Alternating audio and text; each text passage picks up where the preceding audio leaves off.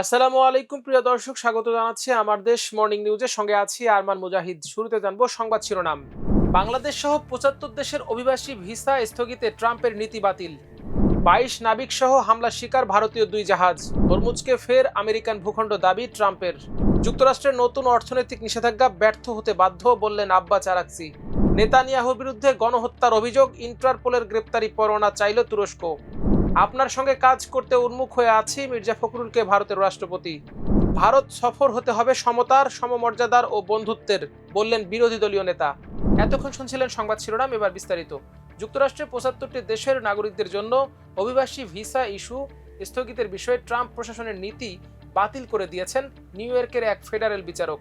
শুক্রবার দেয়ার রায়ে তিনি বলেছেন, এই নীতি ছিল স্পষ্টতই বেআইনি এবং এটি ফেডারেল অভিবাসন আইনের পরিপন্থী। ম্যানহাটনের সাউদার্ন ডিস্ট্রিক্ট অব নিউ ইয়র্কের বিচারক জেনেট ভার্গাসের মতে এই নীতি যুক্তরাষ্ট্রের প্রচলিত অভিবাসন আইনের সঙ্গে সাংঘর্ষিক। বিচারক ভার্গাস বলেন, জাতীয়তার ভিত্তিতে নির্দিষ্ট দেশের নাগরিকদের অভিবাসী ভিসা দেয়া পুরোপুরি বন্ধ করে দেওয়ার এই নীতি বিদ্যমান আইনি কাঠামোর সরাসরি লঙ্ঘন। ডেমোক্র্যাট সাবেক প্রেসিডেন্ট জো বাইডেনের মনোনীত বিচারক ভার্গাস অভিবাসী অধিকার নিয়ে কাজ করা সংগঠন ক্যাথলিক লিগ্যাল ইমিগ্রেশন নেটওয়ার্ক ও আফ্রিকান কমিউনিটিজ টুগেদার অভিবাসী ভিসার আবেদনকারী এবং যুক্তরাষ্ট্রে বসবাসরত এমন কয়েকজন মার্কিন নাগরিকের করা মামলায় এই রায় দেন, যারা সংশ্লিষ্ট দেশগুলো থেকে পরিবারের সদস্যদের যুক্তরাষ্ট্রে আনতে আবেদন করেছিলেন। চলতি বছরের জানুয়ারিতে কার্যকর হওয়া এই নীতির আওতায় লাতিন আমেরিকার ব্রাজিল, কলম্বিয়া ও উরুগুয়ে, বলকান অঞ্চলের বসনিয়া ও আলবেনিয়া, দক্ষিণ এশিয়ার পাকিস্তান ও বাংলাদেশ সহ আফ্রিকা, মধ্যপ্রাচ্য ও ক্যারিবীয় অঞ্চলের বহু দেশের নাগরিকরা পড়েছিলেন। প্রেসিডেন্ট ডোনাল্ড ট্রাম্প তার দ্বিতীয় মেয়াদে ব্যাপক অভিবাসন নিয়ন্ত্রণমূলক পদক্ষেপ নিয়েছেন। তার প্রশাসনের দাবি, এসব পদক্ষেপের লক্ষ্য যুক্তরাষ্ট্রের অভ্যন্তরীণ নিরাপত্তা জোরদার করা। এদিকে বিচারকের এই রায়ের বিষয়ে এখনো কোনো মন্তব্য করেনি মার্কিন পররাষ্ট্র দপ্তর। ইয়েমেন ও সোমালিয়া উপকূলে ২২ ভারতীয় নাবিক সহ ২ বাণিজ্যিক জাহাজ জলদস্যুদের হামলার শিকার হয়েছে। তবে জাহাজ দুটির নাবিকেরা এখন পর্যন্ত নিরাপদে রয়েছেন বলে জানিয়েছে ভারতের নৌ পরিবহন মন্ত্রণালয়। মন্ত্রণালয়ের তথ্য অনুযায়ী গত ২২ আগস্ট ইয়েমেনে উপকূল থেকে প্রায় ৩০ নটিক্যাল মাইল দূরে এডেন উপসাগরে ইরিত্রিয়ার পতাকাবাহী তেলবাহী ট্যাঙ্কার এমটি সিবু-1 ছিনতাই করে ৬ সশস্ত্র জলদস্যু। জাহাজটিতে মোট ২২ জন নাবিক ছিলেন, তাদের মধ্যে ১৬ জন ভারতীয়। জাহাজটির নিয়োগকারী প্রতিষ্ঠান এসকেএস মেরিন সার্ভিসেস প্রাইভেট লিমিটেডও ঘটনার সত্যতা নিশ্চিত করেছে। এর আগে ১৭ আগস্ট সোমালিয়ার পন্টোল্যান্ডের মারায়ে উপকূলের কাছে ক্যামেরুনের পতাকাবাহী এমভি লুতুফ জাহাজে হামলা চালায় ৮ সশস্ত্র জলদস্যু। দুটি ছোট নৌযানে করে এসে AK-47 রাইফেলধারী জলদস্যুরা জাহাজটিতে উঠে ১০ সদস্যের ক্রুকে নিয়ন্ত্রণে নেয়। ওই জাহাজের ক্রুদের মধ্যে ৬ জন ভারতীয় ছাড়াও তুরস্ক, জর্জিয়া ও সার্বিয়ার নাগরিক ছিলেন। লোহিত সাগর, এডেন উপসাগর ও ভারত মহাসাগরীয় অঞ্চলে সাম্প্রতিক উত্তেজনার মধ্যেই পরপর দুটি জাহাজ জলদস্যুদের কবলে পড়ায় বাণিজ্যিক জাহাজ চলাচলের নিরাপত্তা নিয়ে নতুন করে উদ্বেগ দেখা দিয়েছে। ভারতীয় নাবিকদের নিরাপত্তা নিয়ে উদ্বেগ প্রকাশ করেছে forward siemens union of India. আন্তর্জাতিক জলপথ হরমুজ প্রণালী এই মুহূর্তে আমেরিকান ভূখণ্ড বলে দাবি করেছেন মার্কিন প্রেসিডেন্ট ডোনাল্ড ট্রাম্প। ইরানের বিরুদ্ধে চলমান মার্কিন অবরোধের মধ্যেই স্থানীয় সময় শুক্রবার দক্ষিণ ক্যারোলাইনায় এক সমাবেশে তিনি এ দাবি করেন। ট্রাম্প বলেন, আমরা এমনকি জানিও না আমরা জিতেছি কি না, কারণ এই মুহূর্তে আমি হরমুজ প্রণালীকে আমেরিকান ভূখণ্ড হিসেবেই দেখি। ইরানের বিরুদ্ধে চলমান যুদ্ধের প্রসঙ্গ টেনে পরে তিনি রসিকতার ছলে আরও বলেন, শুক্রবার রাত, আমাদের হাতে অনেক সময় আছে, আমাকে কি ইরানে আরও একটু বোমা ফেলতে হবে? মার্কিন সেন্ট্রাল কমান্ড সেন্টকম জানিয়েছে, শুক্রবার পর্যন্ত মার্কিন বাহিনী ৬৮টি বাণিজ্যিক জাহাজকে হরমুজ প্রণালীর অবরোধ মেনে চলতে বাধ্য করেছে।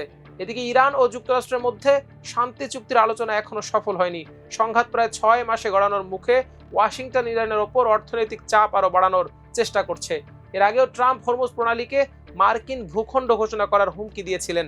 তিনি বলেছিলেন, অবরোধের মাধ্যমে যুক্তরাষ্ট্র প্রণালীটি নিয়ন্ত্রণ করছে এবং তার ইচ্ছা হলে কোনো জাহাজ সেখানে চলাচল করতে পারে। সোমবার সাংবাদিকদের প্রশ্নের জবাবে ট্রাম্প বলেন, আমি এই প্রণালীকে একটি ভূখণ্ড ঘোষণা করার ধারণাটি পছন্দ করি। পরে সামাজিক যোগাযোগ মাধ্যমে তিনি একটি মানচিত্রও প্রকাশ করেন, যেখানে হরমুজ প্রণালীকে নতুন মার্কিন ভূখণ্ড হিসেবে চিহ্নিত করা হয়। তবে ইরান ট্রাম্পের এই বক্তব্যকে সরাসরি প্রত্যাখ্যান করেছে। ইরানের উপপররাষ্ট্রমন্ত্রী কাজেম ঘারিবাবাদী ট্রাম্পের এই দাবিকে ভ্রান্ত কল্পনা বলে উড়িয়ে দিয়েছেন। ইরানের বিরুদ্ধে যুক্তরাষ্ট্রের প্রেসিডেন্ট ডোনাল্ড ট্রাম্পের নতুন করে ঘোষিত কঠোর অর্থনৈতিক নিষেধাজ্ঞা ব্যর্থ হতে বাধ্য বলে মন্তব্য করেছেন দেশটির পররাষ্ট্রমন্ত্রী আব্বাস আরাকচি।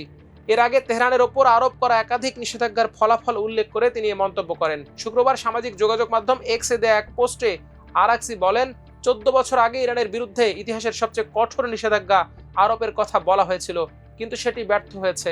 8 বছর আগে তৎকালীন মার্কিন প্রশাসনের সর্বোচ্চ চাপ নীতিও ব্যর্থ হয়েছে বলে দাবি করেন তিনি। আরাকচি আরও বলেন, 5 মাস আগে ইরানকে নিঃশর্ত আত্মসমর্পণের আহ্বান জানানো হয়েছিল, সেই প্রচেষ্টাও ব্যর্থ হয়েছে। ফলে ট্রাম্পের সদ্য ঘোষিত এ যাবৎকালের সবচেয়ে ভয়াবহ অর্থনৈতিক অভিযানও ব্যর্থ হতে বাধ্য। নিজের পোস্টের সঙ্গে সাবেক মার্কিন প্রেসিডেন্ট বারাক ওবামার একটি ছবি প্রকাশ করেন আরাকচি। ছবিতে 2012 সালের তৎকালীন ভাইস প্রেসিডেন্ট জো বাইডেনের একটি বক্তব্য তুলে ধরা হয়েছে। ওই বক্তব্যে ইরানের বিরুদ্ধে দেয়া পদক্ষেপগুলোকে নিষেধাজ্ঞার ইতিহাসে সবচেয়ে কঠোর হিসেবে বর্ণনা করা হয়েছিল। এর আগে বুধবার ট্রাম্প ইরানের বিরুদ্ধে নতুন অর্থনৈতিক অভিযান শুরুর ঘোষণা দেন। তিনি এটিকে যে কোনো দেশের বিরুদ্ধে নেয়া সবচেয়ে ভয়াবহ অর্থনৈতিক অভিযান হিসেবে উল্লেখ করেন। ট্রাম্পের ভাষায় ইরানের বিরুদ্ধে সর্বোচ্চ চাপ প্রয়োগের এ উদ্যোগ হবে অভূতপূর্ব মাত্রায় অর্থনৈতিক যুদ্ধ ও বিচ্ছিন্নতা। গাজামুখী গ্লোবাল সামুদ ফ্লোটিলার ওপর ইসরায়েলি হামলার ঘটনায় দেশটির প্রধানমন্ত্রী বেনিয়ামিন নেতানিয়াহুর বিরুদ্ধে গণহত্যার অভিযোগ এনেছে তুরস্ক।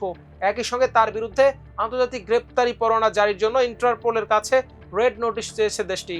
তুরস্কের বিচারমন্ত্রী আকিন গুরলেক গতকাল শুক্রবার সামাজিক যোগাযোগ মাধ্যম এক্সে দেয়া এক পোস্টে এ মন্তব্য করেন। তিনি বলেন, নেতানিয়াহু সহ আরও একজন সন্দেহভাজনের বিরুদ্ধে গত 14 জুলাই গ্রেপ্তারি পরোয়ানা জারি করা হয়েছে।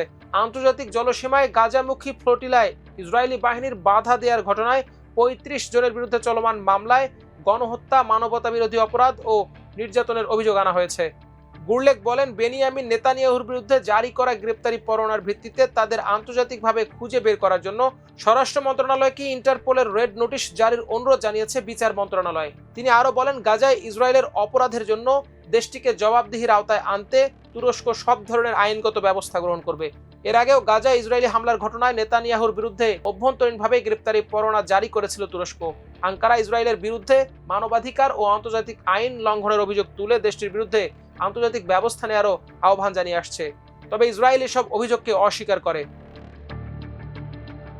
গণপ্রজাতন্ত্রী বাংলাদেশের নবনির্বাচিত রাষ্ট্রপতিকে অভিনন্দন জানিয়েছেন ভারতের রাষ্ট্রপতি দ্রৌপদী মুর্মু। প্রতিবেশী দেশের রাষ্ট্রপতি জানান, বাংলাদেশের রাষ্ট্রপতি মির্জা ফখরুল ইসলাম আলমগীরের সঙ্গে কাজ করার জন্য উন্মুখ হয়ে আছেন তিনি। গতকাল শুক্রবার বঙ্গভবনে নবনির্বাচিত রাষ্ট্রপতির শপথ গ্রহণ অনুষ্ঠানের পর ভারতের রাষ্ট্রপতির পক্ষ থেকে এক বিবৃতিতে এ অভিনন্দন জানানো হয়। বিবৃতিটি প্রকাশ করা হয়েছে ঢাকাস্থ ভারতীয় হাইকমিশনের ভেরিফাইড ফেসবুক পেজে। ওই বিবৃতিতে বাংলাদেশের রাষ্ট্রপতির উদ্দেশ্যে ভারতের রাষ্ট্রপতি বলেন, গণপ্রজাতন্ত্রী বাংলাদেশের রাষ্ট্রপতি হিসেবে আপনার দায়িত্ব গ্রহণ উপলক্ষে আমি আপনাকে আন্তরিকভাবে অভিনন্দন জানাই। আমি নিশ্চিত যে আপনার দীর্ঘ জনজীবন ও রাজনৈতিক নেতৃত্বের অভিজ্ঞতা বাংলাদেশের জনগণের সেবায় একটি সফল সময়ের সূচনা করবে। বিবৃতিতে ভারতের রাষ্ট্রপতি বলেন, ভারত ও বাংলাদেশের মধ্যে এক অনন্য সম্পর্ক বিদ্যমান, যার মূলে রয়েছে ত্যাগের অভিন্ন ইতিহাস, ঘনিষ্ঠ সাংস্কৃতিক বন্ধন এবং বন্ধুত্বের উষ্ণ সম্পর্ক। সম্প্রতি জ্বালানি, প্রযুক্তি, সংযোগ, যুব বিষয়ক, স্বাস্থ্য ও শিক্ষার মতো বিভিন্ন ক্ষেত্রে ক্রমাগত আমাদের দ্বিপক্ষীয় সম্পর্ক প্রসারিত হয়েছে। শেষে তিনি বলেন, আমাদের দুই প্রতিবেশী দেশের মধ্যে অংশীদারত্বকে আরও শক্তিশালী করতে আমি আপনার সঙ্গে কাজ করার জন্য উন্মুখ হয়ে আছি। মহামান্য, আপনার অব্যাহত স্বাস্থ্য ও সুখ, আপনার দায়িত্বের সফল সম্পাদনা এবং বাংলাদেশের জনগণের অব্যাহত অগ্রগতি ও সমৃদ্ধির জন্য আমার আন্তরিক শুভেচ্ছা নেবেন। এদিকে বাংলাদেশ জামায়াতে ইসলামীর আমির ও বিরোধী দলীয় নেতা ডক্টর শফিকুর রহমান বলেছেন, প্রধানমন্ত্রী সারা বিশ্ব সফর করতে পারেন, আমাদের পার্শ্ববর্তী দেশ ভারত সফর করতেও কোনো অসুবিধা নেই, তবে সেই সফর হতে হবে সমতার, সমমর্যাদার ও বন্ধুত্বের। তিনি বলেন, এদেশের মানুষ আর কারো আধিপত্যবাদ মেনে নেবে না। মানুষ চায় ভারতের সঙ্গে সম্পর্ক হোক বন্ধুত্বের, সমমর্যাদার ও সমতার ভিত্তিতে। শুক্রবার দুপুরে রাজশাহী জেলা পরিষদ মিলনায়তনে রাজশাহী মহানগরী জামায়াতে ইসলামীর সদস্য সম্মেলনে প্রধান অতিথির বক্তব্যে তিনি সব কথা বলেন। জাতীয় সংসদের বিরোধী দলীয় নেতা আরও বলেন, প্রধানমন্ত্রী তারেক রহমান একই সঙ্গে সরকার প্রধান ও দলীয় প্রধান। তিনি চাইলে দেশে চলমান চাঁদাবাজি, দুর্নীতি, ঘুষ, বাণিজ্যের টুটি চেপে ধরতে পারেন। তিনি চাইলেই সব বন্ধ হবে, তিনি চাচ্ছেন কিনা এটাই সবচেয়ে বড় বিষয়। দর্শক, এই ছিল মর্নিং নিউজের আয়োজন। সবাই ভালো থাকুন, সুস্থ থাকুন, থাকুন আমার দেশের সঙ্গে। আল্লাহ হাফেজ।